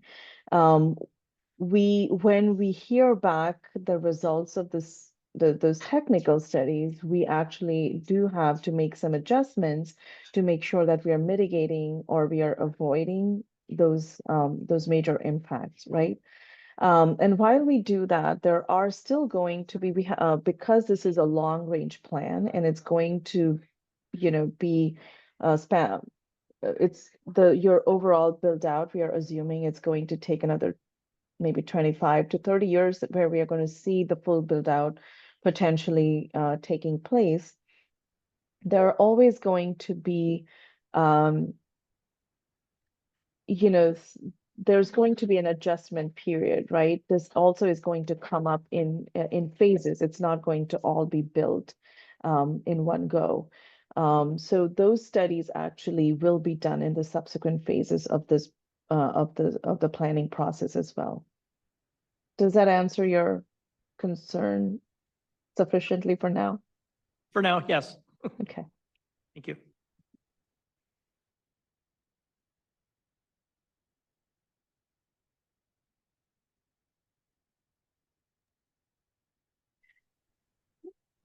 Okay. Talking about that transportation, where's traffic being pushed to? Everything on this was going to be examined through vehicle miles traveled, I'm assuming, right? When the environmental is going to be looking at it. So that is correct. And Leslie, correct me if I'm wrong, but the city does still have an LOS policy in your general plan. So the traffic impacts are going to be studied using the LOS metrics as well. That is correct. We'll look at LOS. It won't be part of the secret document, but it will be in response to Are you city's still policy. But looking yes, at- VMT, this area being near transit should have a low VMT. So our intersection is going to be looked at as as part of LOS policy. A, B, C, F, E, all that? Yeah, same. Interesting, okay. Because what I was thinking about was if it would be nice as part of the plan if there were specific road improvements or what have you that could be identified that development community will be able to pick and choose from to not mitigate, but to how address their operational sort of issues. And if you're still using LOS for that, that's sort of weird that vehicle miles traveled was put in so we didn't have to deal with LOS anymore, but you're still using LOS. So I'm The city does confused and still mad have a about that. But anyways, policy. The city does still have a policy so that, if possible, we can mitigate those operational issues. If possible. I mean, obviously not every intersection is going to be widened to a free. I was thinking of it as a way to, to actually do some other infrastructure things that we might want from a transportation standpoint. Whether that is improve pedestrian safety by wider sidewalks or whatever, people are putting money into a pot to do those sorts of things as opposed to mitigating because you just can't do anything about an intersection that's being impacted. So I think that's something that could be considered. And the other thing was when I was thinking about infrastructure was stormwater quality. The regional board is coming after everybody. It doesn't matter if you're on a transit line or what have you. They are still looking to ding projects that don't do passive LID treatment of water. So is there a thought looking at some of the public lands that we have, because the city, if we're widening sidewalks and creating better pedestrian safety and better walkability, the city is going to have to treat that water. When we have wider sidewalks, you've got to treat the water. And sometimes you see them in park strips and things like that. Is there a thought for this, the study area to look at a regional facility that could be maybe put on public property or public and private property to take all the water and treat it in one place so not every single project is dealing with stormwater quality on its own property? Because that is going to impact density and amenities that you can put on your project, like plazas, like other things. So I think that there might be some thought put into that, because that would free up the ability to utilize your property to the full extent in terms of amenity and density and other uses. So the water quality, stormwater, the capacity of, sewers for conveying stormwater as well as other, gray water and all of that does get evaluated as part of the environmental assessment process, right? But I think that, the point that you're bringing is correct. Like, so when the impact on the regional facility is I think to a certain extent is evaluated, but along with that, it is still important for, each project and even all public realm improvements to consider mitigating locally so that the load on your regional facilities is minimized, right? So therefore, like what we are going to strive for is to integrate green infrastructure within public realm design, especially when you have wider sidewalks. And if we are improving design, the street design, then that is an opportunity to actually build your green infrastructure as part of the street improvements itself, right? And then similarly, when you have when you're looking at new development coming in, there can be standards integrated into the plan that require new developments to treat stormwater on site in order to minimize the impact on the regional facility. And that actually is, it's not uncommon, and also it is, I would say, best practices so that we are not relying on a central facility, which takes up a lot of footprint to have to treat all that water.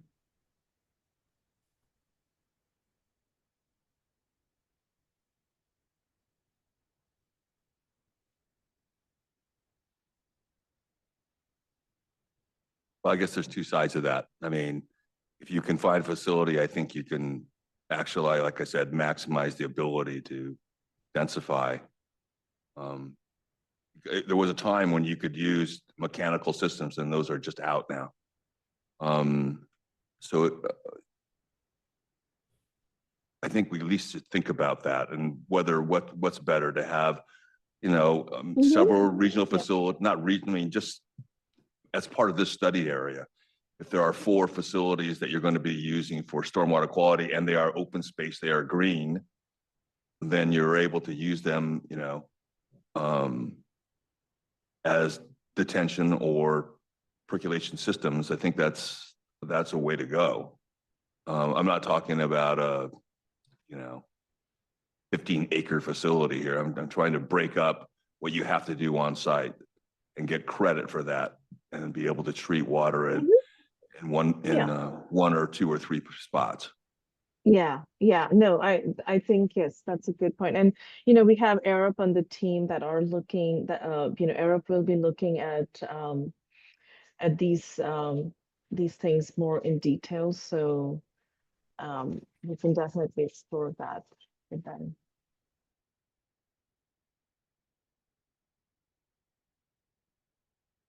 So I had a question about the traffic discussion. LOS, that's level of service, correct? That is like the Correct. quality of like flow for traffic within an area.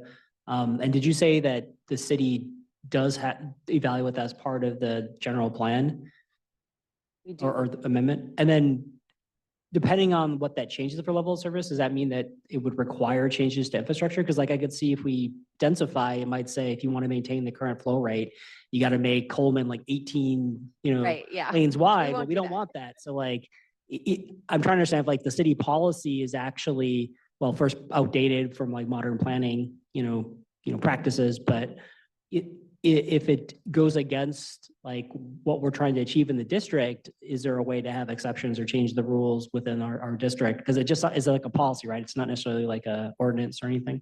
Yeah, it's an adopted council policy. It's not an ordinance. So yeah, there is some room. And it does look at not widening intersections and roadways, but making other improvements such as crosswalks, removing the little pork chop islands that may be existing and widening a corner so there's not that extra cross for pedestrians, adding bike lanes, bike facilities, things like that to mitigate for any level of service. I mean, and that's good for the pedestrians and the bike It- lanes. yeah, but it can- the it can problem is like also- some of these things, you're gonna try to reduce car demand. And one way to do that is, you always have this induced demand problem. And, if we just keep making things bigger, well, no one's. Yeah. People will drive up until they crowd the street and then you have to make it bigger, right? That's just how it's gonna work. Yeah, right? the goal is not to make anything bigger for sure, but to improve what's there. Okay. It could be an additional turn lane out of the But like, right of for example, way. like a lot of these road diets that like, a lot of places are doing, which I think make the streets a lot more friendly. Don't those generally hurt the LOS metric? They for a do. road? They- Yeah, okay. They do.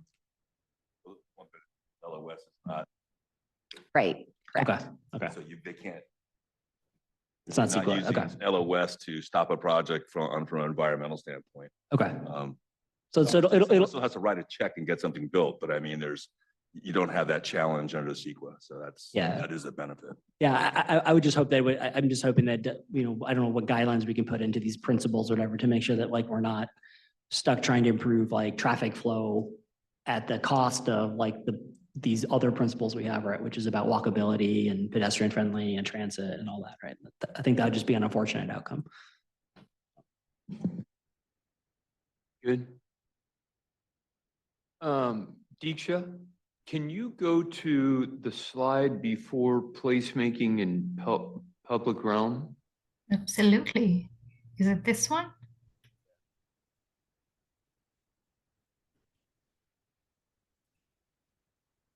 So 9. So I think this is a question for Leslie. That would be, we're facing that with the downtown with the Nexus study. Where do you see the Nexus study coming in? This. Wait, the Nexus study for downtown is something completely different. No, but I mean this, right? We're gonna do this during this process, right? The Nexus study for downtown? No, for the stationary. Because for 9 right there, that what we envision with the downtown Nexus study is that if a developer gets 2 extra stories, it could possibly contribute into reducing price per square foot for local businesses. Right, it's, Retail on it's the community ground. benefit, yes. So, You're, yeah. So in downtown, if you give a lower price to a small business, you can get extra development. correct, Right, yes. okay. That And, could yeah, play into that- this. Sure, this plan could also have a community benefits program. Thank you.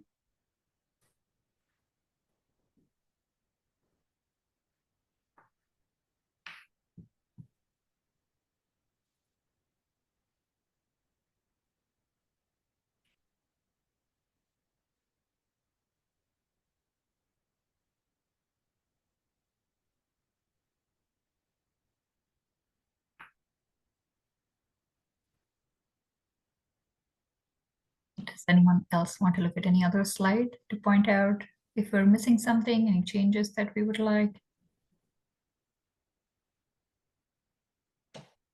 You mentioned we'll come back to the vision potentially at a future meeting after we've all had a chance to digest that for a while. Yeah, absolutely. And one of the reasons that we did want to bring all of this to you today is that one of our next steps is we're going to the community at large. So our first community open house is scheduled for November 13th. And we wanted to take some of this to the community, especially the guiding principles, maybe or maybe not the vision. That's something that we wanted to bring up for discussion today. Do we want to bring a draft vision to the community to respond to, or would we rather keep it a blank slate to see what their ideas really are? But the open house is on November 13th from 6 to 8 p.m. at the Santa Clara Senior Center. And just so you all know, we worked really, really hard to get a Saturday date. And we were not able to make a facility work with the schedule. So for future meetings, we'll still try to achieve that. There's just too much going on. And so we were lucky enough to get the senior center on November 13th. Finding space is a challenge. I mean, we have a pretty small contingent here today. I can imagine that the rest of this group is going to have just as many questions or whatever. Is how do we reconcile all that? Sorry, you missed it, so too bad. I don't know. Well, I'll send this presentation out to all the task force members and then give you all a deadline to provide me your comments on everything that's in here. So you can do markups, you can write me an email. I'll forward those on to the consultant. And those can be incorporated into what you see here.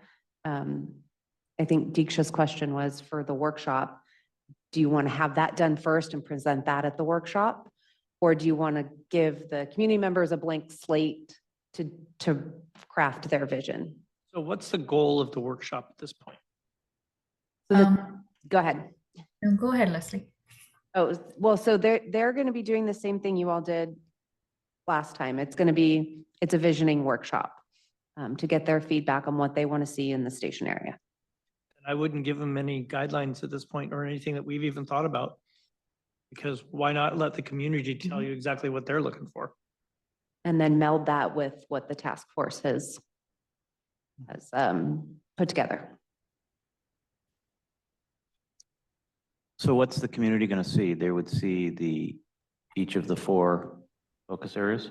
So what they would see would be, I mean, since we've gone to the community once till now with the Art and Wine Festival.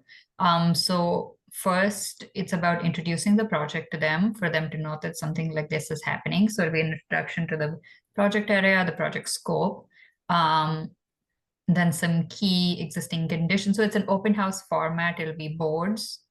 And stop sharing. Yeah. So there'll be boards, and it'll start with like a project introduction. It'll have some key existing conditions for them to get an understanding of what's on the ground right now, followed by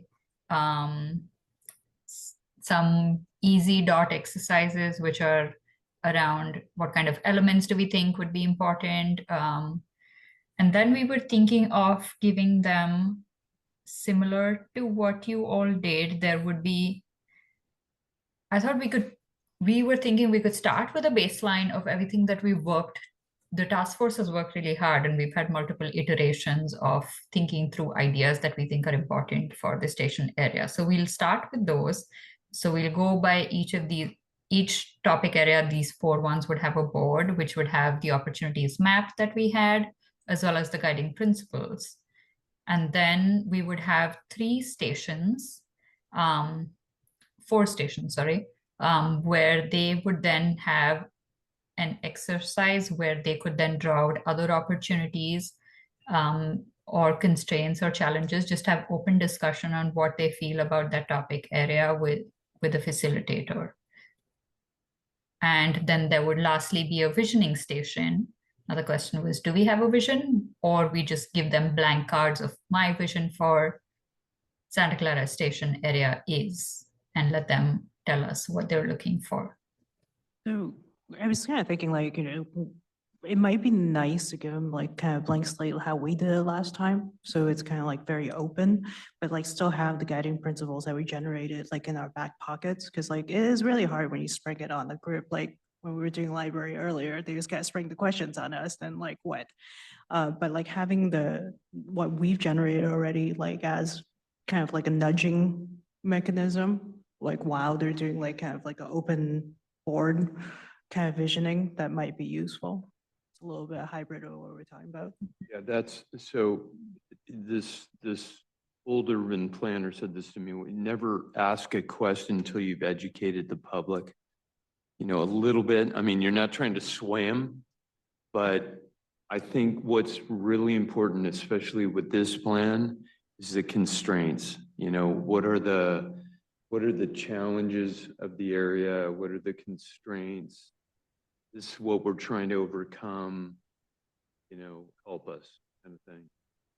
And it's Yeah. me, it's the fact that it's split in 2. Danny, you're correct. And, when Diksha was describing that some of the boards will have some important existing conditions information, and that will include, those boards will also include the constraints that we are dealing with, so that people fully understand, what the challenges are as far as connectivity is concerned, or any other constraints that we had identified. These are the same, the materials that the task force has already seen over a series of meetings before we got to the visioning charrette with all of you. So that information will be provided on the boards. Perfect. Okay, thank you. Okay, so I'm hearing as much of a blank slate as possible for the community. Let them tell us what they're looking for, and then we can corroborate that information with what we've been discussing within the task force. Is that the direction the group would like to take? Yeah, with that education up front. Yes, absolutely. Yes. Okay, yeah. Yeah. Yeah, I did like the idea of having potentially the guiding principles somewhere there, so that you can always pull them out partway through or something and get feedback on those directly, because otherwise we will gather a bunch of feedback and then maybe merge them with the principles, but then how do they get a chance to then comment on it? Like, I don't know how many of these outreach meetings you have planned right now to have. There's 3 community outreach workshops through the process. Yeah. Yeah, I think the next stage would be when after this, we start doing concept development and take the concept alternatives to the community. So in that sense, it'll be helpful to have at least like draft guiding principles there for their feedback. Even if we start with the blank, having the draft ones for feedback at some point within that, I think that meeting would be Yeah. helpful. I don't think I'd say like hide everything we did, at least. Let them give some comments and then come and like, look, here's what we thought, and they get their opinions on what we said, because maybe, I want them to generate stuff that we didn't think of, but I would also love them to give us feedback about the stuff we thought of and try to see if there's a way to. Maybe Right. like half hour of blank slate and then pull out what we have drafted and get feedback and merge with their ideas. Because I don't want to lead people into ideas, just like agree with it. Because I want them to come up with some ideas for like 15, 20 minutes before we go like, hey, this is what we have. What do you think? Right? So So just to clarify, this will be an open house format. So we are actually not doing a breakout session like the way we did with you guys. But what we will be doing, what the boards are going to have is, the informational educational piece, and, including the constraints and all of that. And then there will be, if I don't know if you guys remember, like we actually had the diagrams that were sort of the opportunities, but also really indicating from where the guiding principles came, right? So we would have those guiding principles that all of you have looked at and reviewed and given us feedback on. And then we can ask the community, do you agree with these? And do you have any additional thoughts on the guiding principles? So they can actually provide additional thoughts. But at the same time, we will engage them on any new ideas that they want to share with us as far as, under each of those categories. So there will be some facilitated conversation, but it's not going to be like a breakout session in the same way that we did with all of you. Is there a way to structure the board order so like if folks go through it in a certain order, they'll have a chance to kind of give their vision, then they see the guiding principles and give feedback on it. So that way, because like I've gotten some of these things and you go, Yeah. you look at a board and then you see some ideas, then sometimes you fixate on the ideas you saw as opposed to being able to really think of your own. And sometimes it does help to go look at the idea and then go iterate on there. So having like a more blank board and then the feedback board is like separate. So if you go through it one way, you'll do that. If you go the other way, of course, you'll see the guiding principles first, but that way we can maybe get the best of both worlds. I don't know. Yeah, because I know the library went through this process recently, and sometimes these processes are just too it's like, here's the 10 things that the consultant visioned, and then everybody like sorts those, and then you maybe don't get the creative, where sometimes if you just have the blank boards and say, go fill out a note, go do a sticky note, people will sometimes have great ideas you never thought of. And if you have that vision first, then you lose those like random sticky notes you get never would have thought of. At least that was what I saw when the library did it. They had like the sticky note boards that had some really great stuff, and it was kind of cool to see what people came up with off the cuff. And then the ones that were later where it was like picked out, I think maybe you lost a little bit in the, you got some counts, but you didn't get any sticky notes on top. You just got people putting like dots, like, I agree with this, Whereas when you gave them the blank slate, you got the kind of the more interesting, feedback.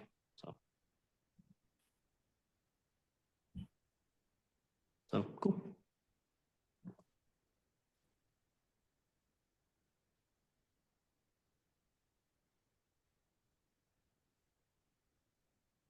Was that open house a forum is that like equivalent to our next meeting or in addition to?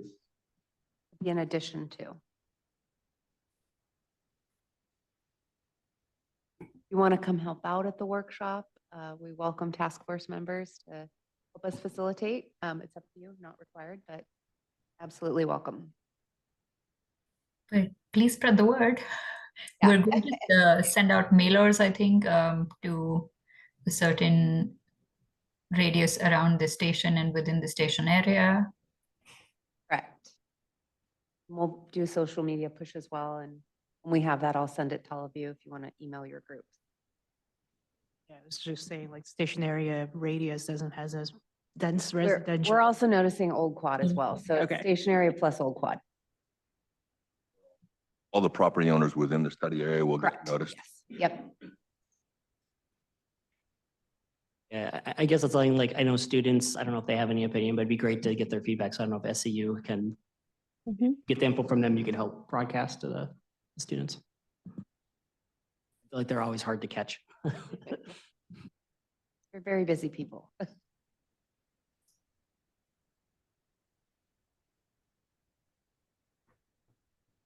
Next steps for me is I'll send this out to all of you and those who aren't here, and in that email, I'll give you a due date to provide your comments.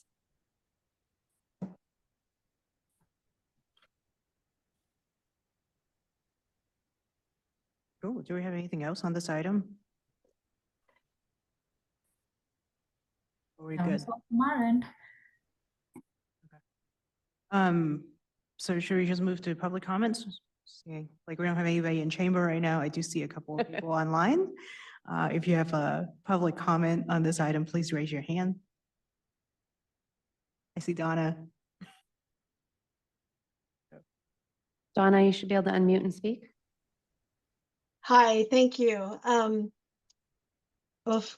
I have 3 questions, but I want to take this opportunity to thank WRT for the wonderful panel discussion you assembled during the APA California Conference, Reviving Downtown Santa Clara, a blueprint for community transformation.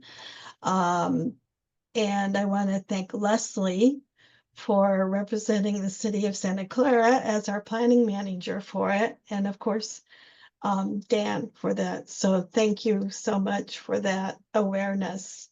And I want to ask and keep visible about the details of the grant you mentioned last meeting provided to receive for the form-based code. And if this has been managed, and will the details be congruent to our downtown precise plan, and who is the consultant? And then in listening to what we're saying, are we doing a nexus study now for the stationary plan? Because I know we found out that it takes a while for that to be scheduled. And I don't know if that's in the timeline and when that happens. And that was one of the major challenges we had before. So are we doing that nexus study for the stationary plan? So thank you. I can answer those. The scope of work for the stationary plan does not include a nexus study for a community benefits program. The grant that we applied for the form-based code, that is something that's still in the works. I do not have an answer as far as procurement. It is likely we will have to go out with an RFP to solicit consultant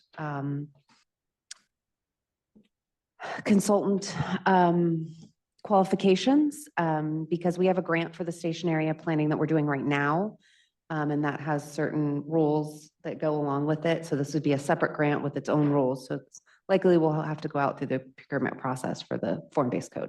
Is that the city or VTA?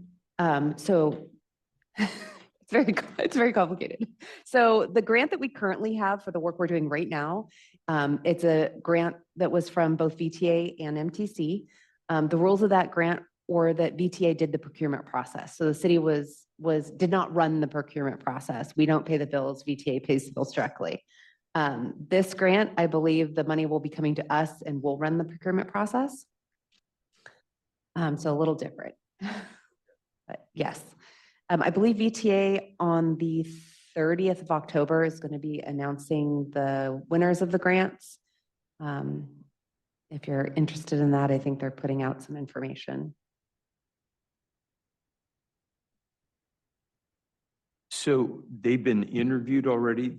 No. For the form-based code, no. We still have a lot of paperwork to do Forgive me, for that. The 30th was? Oh, okay. Yeah, they're going to announce the grant awardees coming here on October 30th. So we still have, our own paperwork to do, and then we'll be going out for our own procurement process once all of that gets signed and settled. Once we get that assigned, then we can go out to do the procurement. Perfect.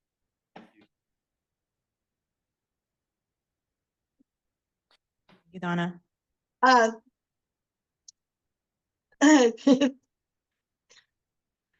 Yeah, you're I used to I unmuting. was just gonna say thank you. Thank you, Leslie.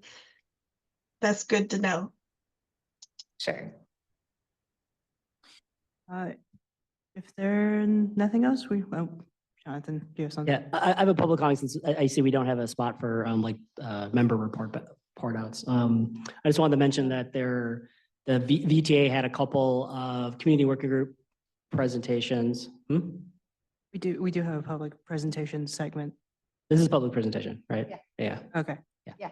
I was about to say moving on, but that's, I think, the moment the segment public we're in, right? comment. Okay. Yeah, we have public comment. We don't have like a member report back. Separate section. Yeah, so the community working group, they have they had a couple of meetings. I guess there's some very drastic changes being planned around the Santa Clara station. So those just showed up like I think a week or two ago. So I recommend everybody go take a look at the VTA website and see what they've downsized to. It's different from what they've showed the community in the past, and there was no feedback before they made their changes. And they broadcast them at the Diridon station and the Little Portugal community working groups, and did not tell the Santa Clara working group that they should bother attending or go to any of those. So it's if you're on that working group, you should go look at the other agendas, because there's stuff for our station hidden in the back. So just an interesting announcement. And then the other thing is I became aware that 1400 Coleman Street is another development that has submitted for planning. I hadn't realized they did. Apparently they had a community meeting last week, which I found out about too late to attend. So it would be really good, I think, that if some place is going for development and planning within the station area, that we at least find out about it as, members, so we can at least learn about what's going on, and potentially, I don't know if it's okay for us to go to those workshops, but it'd be good to like go and listen. And so like, that would have been great to find out about, but I found out about it through a kind of a roundabout contact, too late to really attend or do anything about it. So I was a little disappointed, because it's actually a goal. They're actually looking to rezone a light industrial space to residential. And so it's kind of be good to understand how that fits in, because like, it might be one of the areas that, if we increase the density or increase the housing, they may actually be able to just do what they want, if they just wait for us to finish. But that's a downside of the speed we're going at. So, and maybe they'll be able to even build more or less. So Can we be sorry. And for clarification, that is a parcel right across Coleman from Costco. So that's smack in the middle of our area. Go ahead. Could we be notified if anything within the station area plan is, Yeah, yes. okay. I will. I do have an announcement. So Rebecca Bustos is back from her leave. And so she will now be taking this group back over in the planning process for the station area. So I'll still be around as well, but she'll be our lead. But yes, I will relay that. We should be bringing that to you as updates of things that are submitted. And I think you guys all know about the other site that's on El Camino, right? Where the office buildings are. Do you know about that one? Yeah. Across from the university. Leslie, Yeah. sorry, Leslie, can we request that you also keep WRT in the loop Yes. when you're circulating this information? Thank you. Yes. I think like what you were saying, like about the other one, I think some of us are aware of it, but like, just if we can just like Yeah, we can just broadcast we'll just resend it out to notification. everyone. Yeah, everything that's currently on file. No problem.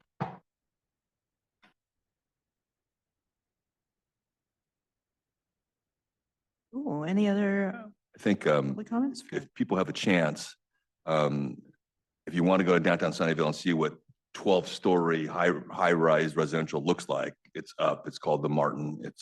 I had a tour of it the other day because Sarah Regis is one of my clients, but there's some interesting amenity, I think, and linkage to the train station that you could see between the two buildings, and a large plaza out in front with a kind of a green area that will become a ice rink during the winter. So they're doing something plaza type things out there. and right through their buildings to the train station. And one of the common things here is that Deke Hunter has got the office building right next to this, and it's on the promenade to the train station. So he's got obviously properties in both places. So That's where? downtown Sunnyvale. Okay. Right off of Murphy. Yeah. Is that the one with the really cool water fountain I keep seeing? Yes, that you can see writing in it, right? They Yeah. can program it so that you can do messaging in the fountain. Saw some posts about that. That was Yeah, very cool. so that's where that is. But then, of course, they have a Whole Foods down there, and they have an Urban Putt kind of place right down there. They have a, obviously a Target.